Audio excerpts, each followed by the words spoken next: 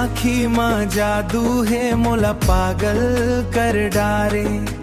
तोर हंसी के चमक मां चंदा घलो शर्माए।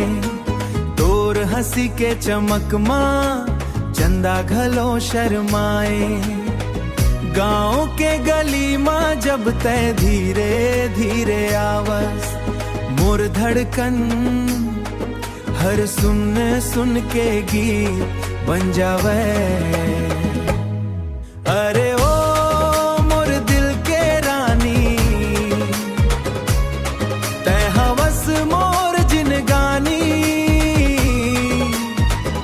तोर बिना सुना लागे, दिन होवे या हो राती, दिन होवे या हो राती, दिन होवे या हो राती।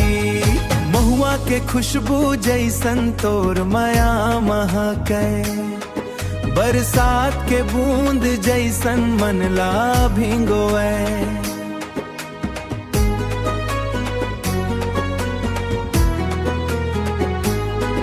रात भर सपना माते आके मुस्कावस, मोर नींद चुरा के मोला दीवाना बनावस।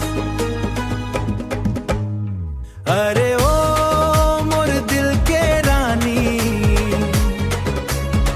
तै हवस मोर जिनगानी। तोर बिना सुना लागे, दिन होवे या हो राती, दिन होवे या हो राती, दिन होवे या हो राती। मंदर बाजे ढोल बजे, मंदर बाजे, मंदर बाजे ढोल बजे, नाचे सारा गांव रे, नाचे सारा गांव रे। तोर संग जीना मरना अब यही मोर चाह रे। ओ मोर दिल के रानी,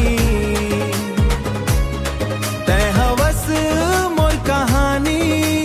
जन्म जन्म तक रहिबो संग तोर मैं दीवानी, जन्म जन्म तक रहिबो।